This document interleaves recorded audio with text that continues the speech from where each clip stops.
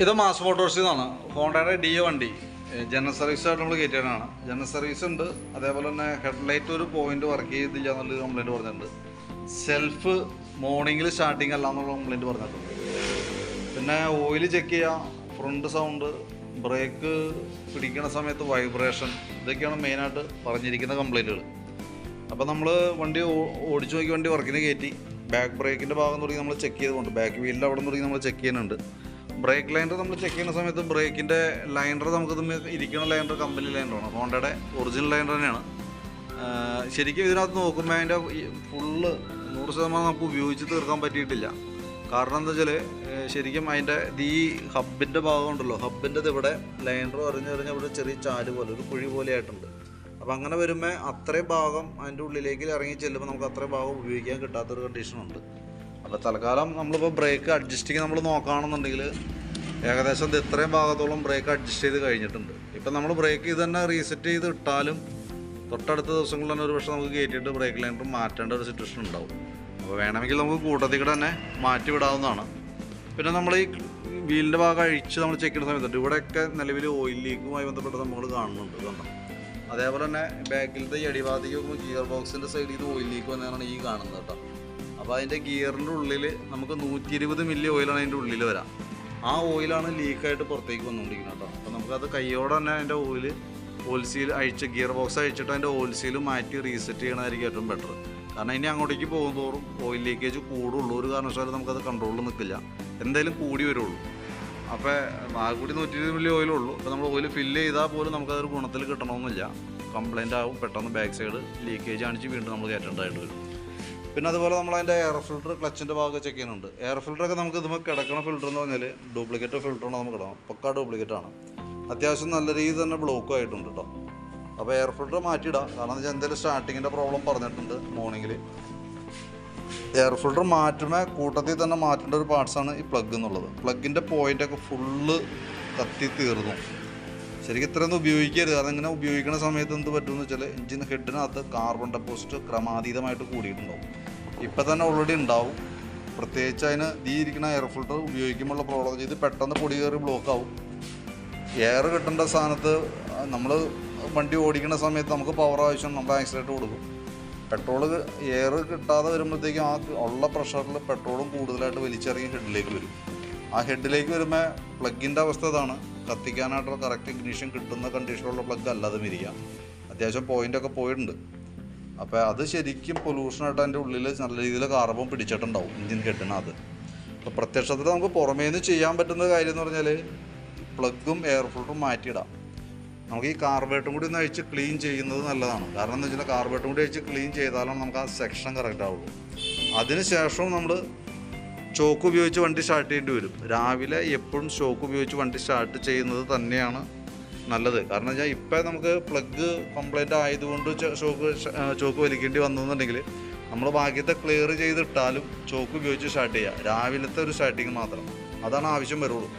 അപ്പോഴത്തേക്ക് നമുക്ക് അതിൻ്റെ എഞ്ചിൻ വാമാവും. പിന്നെ നമുക്ക് പെട്രോൾ ചിലവ് കുറച്ച് മതി. കാരണം പെട്രോൾ കൂടുതൽ ഇറങ്ങാൻ വേണ്ടിയിട്ടാണ് ചോക്ക് അപ്ലൈ ചെയ്യുന്നത് കേട്ടോ. അപ്പോൾ ശരിക്കും പറഞ്ഞാൽ എയർ ഫിൽറ്ററും കാർബറേറ്റർ അഴിച്ച് ക്ലീൻ ചെയ്യുക, പ്ലഗ് മാറ്റുക. എയർ ഫിൽറ്ററും പ്ലഗ് മാറ്റിയിടാം, കാർബറേറ്റർ ക്ലീൻ ചെയ്ത് കയറ്റാം. പിന്നെയുള്ളത് നമുക്ക് അതിൻ്റെ എഞ്ചിൻ ഹെഡിൻ്റെ ഭാഗമാണ്. ഇവിടെ ചെറിയൊരു ലീക്കേജ് കാണിച്ചു തുടങ്ങിയിട്ടുണ്ട്. അതിൻ്റെ ഉള്ളിലുണ്ട് ഗ്യാസ്കറ്റും മാറ്റി റീസെറ്റ് ചെയ്യണമെങ്കിൽ അതായിരിക്കും കുറച്ചുകൂടി ബെറ്റർ. കാരണം എന്താ വെച്ചാൽ ഇത് കവറിങ്ങിൻ്റെ ഉള്ളിലായതുകൊണ്ട് തന്നെ എത്രത്തോളം ലീക്കേജ് വരുന്നുണ്ടെന്ന് നമുക്ക് പുറമേ നിന്ന് പ്രിഡിക്റ്റ് ചെയ്യാൻ പറ്റില്ല. കാരണം ഇപ്പോൾ തന്നെ അതിൻ്റെ ഇവിടെ ഭാഗത്തൊക്കെ ചാടി തുടങ്ങിയിട്ടുണ്ട്. അപ്പോൾ കൈയോടെ നമുക്കത് മാറ്റി റീസെറ്റ് ചെയ്ത് പോകാം. പിന്നെയുള്ള കംപ്ലയിൻസുകൾ ക്ലച്ചിനകത്താണ്. ക്ലച്ചിൻ്റെ ഭാഗം നമ്മൾ ഡീറ്റെയിൽ ആയിട്ട് അഴിച്ച് ചെക്ക് ചെയ്യുന്നുണ്ട്. CVT ക്ലച്ചിൻ്റെ പ്രത്യേകത നമ്മൾ കൃത്യമായിട്ട് ക്ലച്ചിൻ്റെ ഭാഗം നമ്മൾ കറക്റ്റായിട്ട് പരിപാലിച്ച് പോകേണ്ട സംഭവമാണ്. കാരണം ഏറ്റവും കൂടുതൽ സ്കൂട്ടർ മോഡൽ വണ്ടികളിൽ മെയിൻ്റനൻസ് ഉണ്ടാക്കി വയ്ക്കുന്ന ഒരു ഭാഗമാണ് CVT ക്ലച്ച്. കാരണം എന്ന് വെച്ചാൽ അതിനകത്ത് നമുക്ക് ഓയിലോ കാര്യങ്ങളോ അല്ല, മാനുവലായിട്ട് അഴിച്ച് ഗ്രീസിങ് ആവശ്യമായിട്ട് വരുന്ന ഭാഗങ്ങളാണ് ഒട്ടുമിക്ക പാർട്സുകളും ഇതിനകത്ത്. അപ്പോൾ നമ്മൾ അഴിച്ച് ചെക്ക് ചെയ്തു. ഇവിടെ ക്രാങ്കിൻ്റെ ഈ സൈഡിലുള്ള ഓയിൽസിൽ ലീക്കേജ് സ്റ്റാർട്ട് ചെയ്തിട്ടുണ്ട്. ക്ലച്ച് ഷാഫ്റ്റ് കുഴപ്പമില്ല. അതേപോലെ തന്നെ ബെൻഡെക്സിൻ്റെ ഭാഗം നമ്മൾ ചെക്ക് ചെയ്തു. ബെൻഡെക്സും പെർഫോമൻസിലും മോശമായിക്കൊണ്ടിരിക്കുകയാണ്. ചെറിയ ടൈറ്റ് കാണിച്ചു തുടങ്ങിയിട്ടുണ്ട്. തൽക്കാലം നമ്മൾ ലൂബ്രിക്കേറ്റ് ചെയ്തിട്ട് നമുക്ക് കയറ്റിയിടാം. പിന്നെ നമ്മളതിൻ്റെ ബെൽറ്റിൻ്റെ കണ്ടീഷൻ നോക്കി. ബെൽറ്റ് നമ്മൾ പ്രത്യക്ഷത്തിൽ നോക്കുമ്പോൾ വലിയ പഴക്കം തോന്നുന്നില്ല. പക്ഷേ അതിൻ്റെ ഈ സെൻറ്റർ ഭാഗത്തേക്ക് നോക്കുമ്പോൾ ഇവിടെയൊക്കെ പൊട്ടിയിരിക്കുക. ഇതിങ്ങനെ നോക്കുമ്പോൾ നമുക്ക് ബാൻഡോ എന്ന് പറഞ്ഞുള്ളത് ഇത് തന്നെ കാണണം. പക്ഷേ കമ്പനി ബെൽറ്റ് അല്ല, ഇത് പക്കാ ഡ്യൂപ്ലിക്കേറ്റാണ്. ഇവിടെ നോക്കുമ്പോൾ അറിയാം ഈ ഭാഗമൊക്കെ അത്യാവശ്യം പൊട്ടലും വന്ന് ഈ ഒരു അവസ്ഥയിലാണ് നിൽക്കുന്നത്. മാറ്റി കളഞ്ഞ് ചെയ്യാന്നുണ്ടെങ്കിൽ എപ്പോൾ വേണമെങ്കിലും വഴിപ്പെടുന്ന സിറ്റുവേഷനാണ്. എന്നാൽ എല്ലാ ഭാഗങ്ങളിലും ഇല്ല, ഈ ഭാഗത്തൊന്നും ഇല്ല. ഈ സൈഡിലേക്ക് വരുമ്പോഴത്തേക്കും ഇതിവിടെ ഈ ഒരു അവസ്ഥയിലേക്ക് ആയി നിൽക്കുന്നുണ്ട് കേട്ടോ. അപ്പോൾ കൈയോടെ മാറ്റിയിടാണെന്നുണ്ടെങ്കിൽ വഴിയിൽ പെടാത്ത രീതിയിൽ നമുക്ക് ഉപയോഗിക്കാം. അതല്ലെങ്കിൽ നമ്മൾ ബെൽറ്റ് പൊട്ടി വഴി പെട്ടുപോകുന്നൊരു സിറ്റുവേഷൻ വരും. പിന്നെ ഈ ക്ലച്ച് യൂണിറ്റൊക്കെ ഒന്ന് അഴിച്ച് ക്ലീൻ ചെയ്യേണ്ടതാണ്. അതേപോലെ തന്നെ ഇതിനകത്ത് വരുന്ന വേരിയേറ്റർ ബോഡി, അതിൻ്റെ ഉള്ളിൽ തന്നെ റോളർ, ഇതെല്ലാം ഡ്യൂപ്ലിക്കേറ്റാണ് ഈ കിടക്കണം കേട്ടോ. ഈ ഐറ്റംസ് കിടക്കണമൊക്കെ ഡ്യൂപ്ലിക്കേറ്റാണ്. ഈ ക്ലച്ച് ഷൂ മാറ്റിയിട്ടുണ്ടോ എന്നുള്ളൊരു സംശയമുണ്ട്. കാരണം എന്ന് വെച്ച് കഴിഞ്ഞാൽ ക്ലച്ചിൻ്റെയാണ് ആ ജെർക്കിങ് സൈഡ് കാണിക്കുക. ബാക്ക് സൈഡ് നമുക്ക് ആ വണ്ടി ഐസൊലേറ്റർ കുറച്ചിട്ട് വണ്ടി എടുക്കുന്ന സമയത്ത് ജെർക്കിങ് കാണിക്കുന്നത് ഈ ക്ലച്ചുമായി റിലേറ്റഡ് ആയിട്ട് വന്ന കംപ്ലൈൻറ്റാണ്. ഈ ക്ലച്ച് ഈ ഔട്ടറിനകത്ത് പറഞ്ഞിട്ട് വന്ന മിസ്റ്റേക്കാണ് മൊത്തം കാണിക്കുക. ഇതെല്ലാ ഭാഗവും ക്ലിയർ ആയിട്ടല്ല പിടിക്കുക. ഇവിടെ നമുക്ക് ശ്രദ്ധിച്ചാൽ മനസ്സിലാവും. ഈ ഭാഗം പിടിക്കുന്നുണ്ട്, ഈ സൈഡ് പിടിക്കുന്നുണ്ട്, ഇപ്പുറത്തെ സൈഡ് പിടിക്കുന്നുണ്ട്, ഈ ഭാഗം പിടിക്കുന്നുണ്ട്. പക്ഷേ അതിൻ്റെ ഇടയിലൊക്കെ നോക്കിയേ ശരിക്കും ഒട്ടുമിക്ക സ്ഥലങ്ങളും പിടിക്കാത്തൊരു കണ്ടീഷൻ. നമുക്ക് നോക്കുമ്പോൾ കളർ വ്യത്യാസം തന്നെ കാണാനായിട്ട് സാധിക്കും. അതിൻ്റെ കാരണം ഈ ഇരിക്കുന്ന ക്ലച്ച് യൂണിറ്റാണ്. ഈ ക്ലച്ച് വെയിറ്റാണ് കേട്ടോ. ക്ലച്ച് വെയിറ്റ് മാറ്റി ക്ലച്ച് ഔട്ടർ മാറ്റിയാലാണ് ശാശ്വത പരിഹാരമുള്ളൂ. ഇനി അതല്ല നമ്മൾ തൽക്കാലം ക്ലീൻ ചെയ്തിട്ടെന്ന് വയ്ക്കാം. ക്ലീൻ ചെയ്തിട്ട് കഴിഞ്ഞാൽ തൽക്കാലത്തേക്ക് മാറും. പക്ഷേ കുറച്ച് കഴിയുമ്പോഴത്തേക്ക് കുറച്ച് ദിവസങ്ങൾ കഴിയുമ്പോൾ തന്നെ വീണ്ടും കംപ്ലൈൻ്റ് ആയിട്ട് വരും. പിന്നെയുള്ളത് ബാക്കിലത്തെ പുള്ളി വീലാണ്. ഇതിൻ്റെ ഭാഗം നോക്കുമ്പോൾ അറിയാം, ഇവിടെ ഹോളൊക്കെ ഓവലായിട്ട്, സാധാരണ കറക്റ്റ് റൗണ്ടിൽ നിൽക്കുന്നതാണ്. ഹോൾ ഓവലായിട്ട് ഒരു ഓടിയ രീതിയിലാണ് അതിൻ്റെ ഹോളിൻ്റെ ഷേപ്പ് തന്നെ വരാം. അതിൻ്റെ പ്രോബ്ലം ഈ പിന്നുകൾ കിടന്ന് തേമാനം വന്നേക്കണതാണ് കേട്ടോ. അത് മാറ്റണമെന്നുണ്ടെങ്കിൽ നമുക്ക് ഈ 2 വീലുകൾ മാറ്റിയതിന് ശേഷം വേണം റോളർ പിന്നെ മാറ്റിയിടാൻ നിൽക്കുള്ളൂ. അത് മാറ്റി റീസെറ്റ് ചെയ്ത് ഇടാണെന്നുണ്ടെങ്കിൽ അതാണ് കുറച്ചുകൂടി പറ്റും. അപ്പോൾ പ്രത്യക്ഷത്തിൽ പറഞ്ഞാൽ നമുക്ക് ക്ലച്ചിൽ അത്യാവശ്യം നല്ല രീതിയിൽ തന്നെ മെയിൻ്റനൻസ് ഉണ്ട്. ഒന്ന് നമുക്ക് ബെൽറ്റ് മാറ്റേണ്ടതായിട്ടുണ്ട്. ബാക്കിൽ വരുന്ന ഈ ക്ലച്ചിൻ്റെ വീലുകൾ മാറ്റണം, റോളർ പിന്നെ മാറ്റാനുണ്ട്, ക്ലച്ച് വെയിറ്റും ക്ലച്ച് ഔട്ടർ, അത് രണ്ടിൻ്റെ കംപ്ലൈൻറ്റ് കൃത്യമായിട്ട് മനസ്സിലാകേണ്ടാവുന്ന ഞാൻ വിചാരിക്കുന്നു. അതാണ് മെയിനായിട്ട് ആ ക്ലച്ച് ജെർക്കിങ് ഉണ്ടാവാനായിട്ടുള്ളൊരു കാരണം. അപ്പോൾ ക്ലച്ചിലാണ് നമുക്ക് അത്യാവശ്യം നല്ല രീതിയിൽ വർക്ക്. ബാക്ക് ഗിയർ ബോക്സിൻ്റെ ഭാഗത്ത് ഓയിൽ ലീക്ക് കാണിക്കുന്നുണ്ട്, എൻജിൻ ഹെഡിൻ്റെ ഭാഗത്ത് ഓയിൽ ലീക്ക് ഉണ്ട്. അപ്പോൾ ആ ഭാഗത്ത് തന്നെ അത്യാവശ്യം നല്ല രീതിയിൽ തന്നെ മെയിൻ്റനൻസ് നമുക്ക് വരുന്നുണ്ട്. പിന്നെ അതേപോലെ കിക്കർ വീലൊന്ന് അഴിച്ച് ഗ്രീസ് ചെയ്തിട്ടാൽ മതി. വേറെ പ്രശ്നം കിക്കറിന് വേറെ കംപ്ലൈൻറ്റ് ഇല്ല. ഫ്രണ്ട് ഭാഗത്തേക്ക് വരുമ്പോഴത്തേക്കും ഫ്രണ്ട് ബ്രേക്ക് ലൈനർ നമ്മൾ അഴിച്ച് ചെക്ക് ചെയ്തു. കമ്പനി ലൈനർ കിടക്കണം, ഹോണ്ടയുടെ ഒറിജിനൽ ലൈനറാണ് ഫ്രണ്ടിൽ കിടക്കുന്നത്. നമുക്ക് ആ ക്യാമൊക്കെ ഒന്ന് അഴിച്ച് ഗ്രീസ് ചെയ്ത് നമുക്ക് റീസെറ്റ് ചെയ്യാവുന്നുള്ളൂ. പുത്ത ലൈനറാണ് ഫ്രണ്ടിൽ കേട്ടോ. അപ്പോൾ അതൊക്കെ ഒന്ന് ക്ലീൻ ചെയ്തിട്ടാൽ മതി, വേറെ കുഴപ്പമില്ല. ഹബിനകത്തായാലും വേറെ പറയത്ത കംപ്ലൈൻ്റ് ഒന്നുമില്ല. അതൊക്കെ നമുക്ക് ശരിക്കും വാട്ടർ പേപ്പർ ഇട്ടൊന്ന് പിടിച്ച് ക്ലീനാക്കി പൊടിയൊക്കെ കളഞ്ഞ് റീസെറ്റ് ചെയ്യാവുന്നുള്ളൂ. ടയറിൻ്റെ കണ്ടീഷനും അത്യാവശ്യം ഉപയോഗിക്കാനുണ്ട്. പിന്നെ നമുക്ക് സ്റ്റാർട്ടിങ്ങിൻ്റെ പ്രോബ്ലം പറയുന്നേക്കണമെന്ന് വെച്ചാൽ നമ്മൾ ബാറ്ററിയുടെ ഭാഗം കൂടി നമ്മളൊന്ന് ചെക്ക് ചെയ്ത് വിടുന്നുണ്ട്. നമുക്കിത് ഇരിക്കുന്ന ബാറ്ററി 2023 മോഡൽ ബാറ്ററിയാണ്. ശരിക്കും നമുക്ക് ഇതിനകത്ത് ബാറ്ററിയുടെ വോൾട്ട് നോക്കുമ്പോൾ 12.83 റേഞ്ചിൽ വോൾട്ട് വരുന്നുണ്ട്. പക്ഷേ നമ്മൾ സെൽഫ് സ്റ്റാർട്ട് ചെയ്യുന്ന സമയത്ത് 10 വോൾട്ടിൻ്റെ താഴേക്ക് പോയി കഴിഞ്ഞാൽ ബാറ്ററി കംപ്ലൈൻ്റ് ആയിട്ടാണ്. ഇത് ഏകദേശം 10 അടുത്താണ് ഇപ്പോൾ നിലവിൽ നിൽക്കുക. ബാറ്ററി നമ്മൾ ടെസ്റ്റിലേക്ക് വിടുന്ന സമയത്ത് ഇതിനകത്തൊരു 11 വോൾട്ടിൽ താഴേക്ക് കാണിക്കുന്നുണ്ടെങ്കിൽ തന്നെ കംപ്ലൈൻ്റ് ആയിട്ട് വരാം. ഇവിടെ നോക്കുമ്പോൾ ബാറ്ററി കംപ്ലൈൻറ്റ് കാണിക്കുന്നുണ്ട്. പക്ഷേ നമുക്കുണ്ടല്ലോ സ്റ്റാർട്ടിങ്ങിൻ്റെ പ്രശ്നം, രാവിലത്തെ സ്റ്റാർട്ടിങ്ങിൻ്റെ കംപ്ലൈൻറ്റ് കാണിക്കാനായിട്ടുള്ളൊരു കാരണം ഒരു പക്ഷേ ഇതായിരിക്കാം. അത് കൃത്യമായിട്ട് ആ കംപ്ലൈൻറ്റ് നമുക്ക് ഫേസ് ചെയ്താലാണ് എന്താണ് അതിൻ്റെ റിയൽ റീസൺ എന്നുള്ള ദിവസം നമുക്ക് പറയാൻ പറ്റുള്ളൂ. കാരണം ഇപ്പോൾ എയർ ഫിൽറ്റർ, കാർബറേറ്ററിൻ്റെ ക്ലീനിങ്, പ്ലഗ് ഇത്രയും ഭാഗം റെഡിയാക്കി റീസെറ്റ് ചെയ്യുമ്പോൾ അത്യാവശ്യം ആ കംപ്ലൈൻറ്റ് അതുമായി റിലേറ്റഡ് ആയിട്ടുള്ള കംപ്ലൈൻറ്റ് ആണെങ്കിൽ റെഡി ആവേണ്ടതാണ്.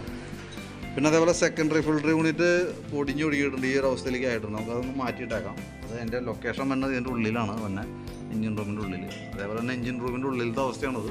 ഉള്ളിൽ ചെളിയാണ്, നല്ല രീതിയിൽ ചെളി കാര്യങ്ങളുണ്ട്. അപ്പോൾ അതൊന്ന് വാട്ടർ സർവീസ് വേണ്ടാന്നുള്ള രീതിയിലാണ് പറഞ്ഞാൽ. പക്ഷേ നമുക്ക് അതിൻ്റെ ഉള്ളിലെ അവസ്ഥ ജസ്റ്റ് കണ്ടപ്പോൾ ഞാൻ ഒന്ന് ഇൻഫോം ചെയ്തു കേട്ടോ.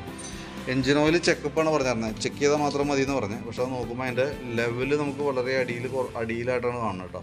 അപ്പോൾ എന്തായാലും നമുക്കൊരു 200 മില്ലിയോളം നമുക്ക് ഓയിൽ ഫില്ല് ചെയ്യേണ്ടതായിട്ട് വരും. കാരണം ലെവൽ കുറവാണ്. കാരണം ഈ ഭാഗത്ത് ലീക്ക് ഉണ്ട്, എൻജിൻ ഹെഡിൻ്റെ ഭാഗത്തും ലീക്ക് കാണുന്നുണ്ട്. അപ്പോൾ ഓയിൽ കേസൊന്നും നമ്മൾ എസ്റ്റിമേറ്റ് ഉൾപ്പെടുത്തുന്നില്ല, നോക്കിയിട്ട് പറഞ്ഞാൽ മതി.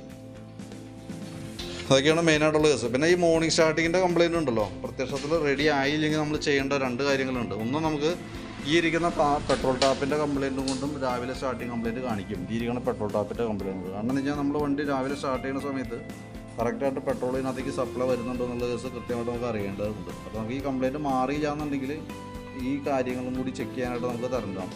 എന്നാലും നമുക്ക് കറക്റ്റായിട്ട് നമുക്കത് ആ പ്രോബ്ലം സോൾവ് ചെയ്യാനായിട്ട് പറ്റുള്ളൂ. ഇപ്പോൾ നമ്മൾ ചെക്ക് ചെയ്യുമ്പോൾ കാണുന്ന അതുമായി റിലേറ്റഡ് ആയിട്ട് വന്ന കംപ്ലയിൻറ്റ് വരാൻ സാധ്യതയുള്ളൊരു ഭാഗങ്ങളാണ് നമ്മളിപ്പോൾ ഒരു സജഷൻ പറഞ്ഞ് ആ രീതിയിൽ ചെയ്താൽ നമുക്കത് ക്ലിയർ ആയിക്കില്ല. പിന്നെ വീണ്ടും റിപ്പീറ്റ് കംപ്ലയിൻ്റ് ആണെങ്കിൽ നമുക്ക് ചെക്ക് ചെയ്യാമെന്ന് പറഞ്ഞാൽ ഒരു ദിവസം വൈകിട്ട് വണ്ടി കൊണ്ടുവന്ന് വയ്ക്കാം. പിറ്റേ ദിവസം രാവിലെ നമ്മൾ സ്റ്റാർട്ട് ചെയ്യുമ്പോൾ കറക്റ്റ് ആ ലക്ഷണം കാണിക്കുകയാണെങ്കിൽ അത് എന്തിൻ്റെ ആണെന്ന് നോക്കി അത് പരിഹരിച്ചു വിടാം. അപ്പോഴാണ് അത് 100% മാറി എന്ന് നമുക്ക് പറയാൻ പറ്റുള്ളൂ. ഇപ്പം നമുക്കത് വരാൻ സാധ്യതയുള്ള ഭാഗങ്ങളാണ് ഇപ്പോൾ നമ്മൾ പറഞ്ഞത്. ആ ഭാഗങ്ങളൊക്കെയാണ് നമ്മൾ ക്ലിയർ ചെയ്ത് കൊടുക്കുന്നത് കേട്ടോ. അപ്പോൾ അതേപോലെ തന്നെ ബാറ്ററിയുടെ കേസും നമ്മളൊന്നും എസ്റ്റിമേറ്റിൽ പെടുത്തുന്നില്ല. അപ്പോൾ ഞാൻ എസ്റ്റിമേറ്റിൽ ഉൾക്കൊള്ളിക്കുന്ന ഭാഗങ്ങൾ ജസ്റ്റ് ഒന്ന് പറഞ്ഞു പോകാം, ഒന്ന് ശ്രദ്ധിക്കുക. എന്നിട്ട് അതനുസരിച്ചിട്ട് റിപ്ലൈ കിട്ടിയാലാണ് നമ്മൾ ചെയ്യുള്ളൂ കേട്ടോ. എൻജിൻ ഇതിനകത്ത് വരുമ്പോഴത്തേക്ക് നമുക്ക് എയർ ഫിൽറ്ററിൻ്റെ സെക്കൻഡറി ഫിൽറ്റർ എന്ന് പറയുന്ന യൂണിറ്റാണ്. ഈ ഇതും മാറണം, എയർ ഫിൽറ്റർ ഡ്യൂപ്ലിക്കേറ്റ് ഇടണം, അത് നമുക്ക് മാറ്റിയിടണം. അത്യാവശ്യം പൊടി കയറി ബ്ലോക്ക് ആയിട്ടുണ്ട് കേട്ടോ, മാറ്റേണ്ട ടൈമാണ്. അതേപോലെ തന്നെ സ്പാർക്ക് പ്ലഗിൻ്റെ പോയിൻറ്റ് ഫുള്ള് പോയേക്കാണ്. അപ്പോൾ air filter, plug, secondary filter unit മാറണം. കാർബറേറ്റർ അഴിച്ചിട്ട് ഫുള്ളായിട്ടൊന്ന് ക്ലീൻ ചെയ്ത് റീസെറ്റ് ചെയ്യേണ്ടതായിട്ടുണ്ട്. എൻജിൻ ഹെഡിൻ്റെ അവിടെ ലീക്കേജ് ഉണ്ട്, ആ ഗ്യാസ്കറ്റും മൗണ്ട് റബ്ബറും മാറ്റിയാലാണ് ആ ലീക്കിൻ്റെ കേസ് മാറുള്ളൂ. പിന്നെ ഏകദേശം നമുക്കൊരു 200 മില്ലോളം ഓയിൽ നമുക്ക് ടോപ്പ് പെയിൻ്റായിട്ട് വന്നിട്ടുണ്ട്. പിന്നെ ഉള്ളത് ഈ സൈഡിൽ വരുമ്പോൾ ക്ലച്ചിൻ്റെ ഭാഗത്താണ് ബാക്കിയത്തെ കംപ്ലയിൻസുകൾ. ഒന്ന് നമുക്ക് ബെൽറ്റ് കംപ്ലയിൻ്റ് ഉണ്ട്, ബെൽറ്റ് പൊട്ടിയേ നിൽക്കണേ. പിന്നെ ക്ലച്ചിൽ വരുന്ന ഈ 2 വീലുകൾ കംപ്ലയിൻ്റ് ഉണ്ട്. ക്ലച്ച് ഔട്ടർ മാറ്റിയില്ലെങ്കിലും തന്നെ നമുക്കൊന്ന് പോളിഷ് ചെയ്ത് കയറ്റാൻ നല്ലതാണ്. പക്ഷേ ഈ ക്ലച്ച് വെയിറ്റ് എന്ന് പറയുന്ന യൂണിറ്റ് മാറ്റിയിടുന്നതായിരിക്കും കുറച്ചുകൂടി ബെറ്റർ കേട്ടോ. കാരണം അതല്ലെങ്കിൽ നമ്മൾ പോളിഷ് ചെയ്താലും വീണ്ടും ആ കംപ്ലയിൻറ്റ് വരും. ഇനി അതല്ല, ക്ലച്ച് ഷൂ മാറ്റാൻ ഉദ്ദേശിക്കില്ലെങ്കിൽ നമ്മളത് പോളിഷ് ചെയ്യാനും നിൽക്കണ്ട, മാറ്റാനും നിൽക്കണ്ട. കാരണം അതുകൊണ്ട് യാതൊരു ബെനിഫിറ്റും ഇല്ല. ഇതൊക്കെയാണ് അതിൻ്റെ അവസ്ഥ. ബാക്കിലത്തെ ഗിയർ ബോക്സിൻ്റെ ലീക്കേജിൻ്റെ അടക്കം, റിപ്പയറിങ് അടക്കമുള്ളൊരു എമൗണ്ടാണ് ഞാനിപ്പോൾ എസ്റ്റിമേറ്റ് ഉൾപ്പെടുന്നത്. വീഡിയോ കണ്ടു കഴിയുമ്പോൾ നോക്കിയിട്ടൊന്ന് റിപ്ലൈ ഇടണം. കാരണം റിപ്ലൈ കിട്ടിയാലാണ് ഞങ്ങൾക്ക് വർക്ക് കണ്ടിന്യൂ ചെയ്യാനായിട്ട് പറ്റുള്ളൂ. ആ റിപ്ലൈയുടെ അനുസരിച്ചിട്ട് ആ എസ്റ്റിമേറ്റും പ്രകാരമാണ് നമ്മൾ വർക്ക് കംപ്ലീറ്റ് ചെയ്യുന്നത്. അപ്പോൾ അതിന് വേണ്ടിയിട്ട് വീഡിയോ കാണുമ്പോൾ തന്നെ കണ്ടു കഴിഞ്ഞാൽ ആ കൈയോടെ തന്നെ നമുക്ക് വാട്സാപ്പിലൊന്ന് റിപ്ലൈ ഇട്ടേക്കാം. അതല്ലെങ്കിൽ നമുക്ക് റിപ്ലൈ ഇടാൻ വൈകുന്നതോറും നമുക്ക് വണ്ടിയുടെ വർക്ക് കംപ്ലീറ്റ് ആവില്ല, വർക്ക് ഡിലേ ആയിക്കൊണ്ടിരിക്കും. പ്രത്യേകം നോക്കിയിട്ടൊന്ന് റിപ്ലൈ ഇടാനായിട്ട് മറക്കരുത്.